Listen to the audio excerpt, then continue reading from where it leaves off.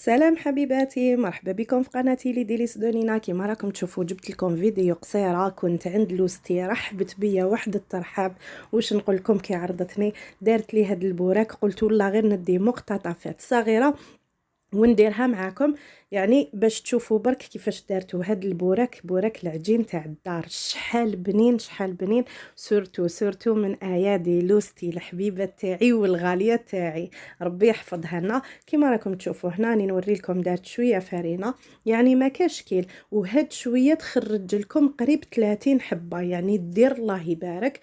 هاد شويه تاع الفرينه، دارت شويه فرينه، ملح، كيما راكم تشوفوا شويه زيت، ما تكتروش الزيت، حوالي زوج مغارف كبار. هاي لما تبسس فيهم تدخل هذاك الزيت في الفرينه مليح، وتبدا تفرغ الماء. ما تكونش عجينه يابسه وما تكونش جاريه، راح تكون عجينه طريه. ها اشاك فوا تزيد لها شويه ما، كل مره تزيد لها الماء حتى طمها مليح. يسلموا ايديك يا حبيبتي الغاليه تاعنا. هاي ليك راكم تشوفوا كيفاش راهي تدلكها حتى تحصل على عجينه، يعني تدلكوها لمده هكا 2 دقائق حتى ل5 دقائق، حتى تولي العجينه هذيك عجينه ملساء، يعني طريه ومليحه. اللوستي عندها يديها بزاف بنان، وكل حاجه ديرها حلوه كيما هي حلوه. يعني مانيش نشكر، راني نقول في الحقيقه صراحه. شوفوا هنايا حلت بالفارينه، دارت هذيك العجينه، حلت لافارس هنا كان عندها السلق، دارته في المقله، دارت حبه بصل دبلتها مليح ودارت هذاك السلق.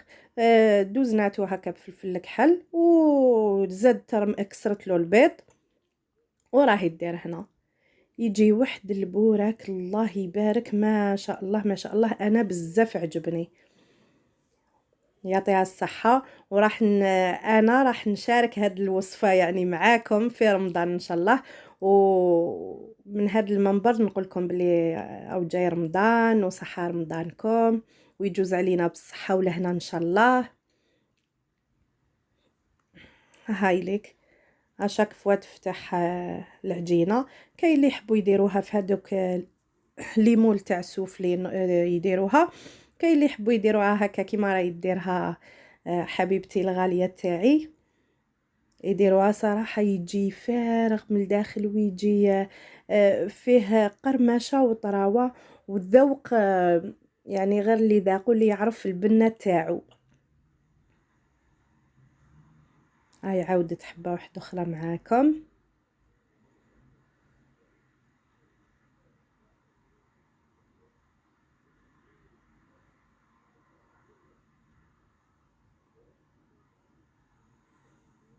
هاي تقطع فيه، كي تقطعوه خلوله شويه الوسع، يعني خلوله هاد الحبه طويله انا اللي درتها ما خليتش فيها الوسع.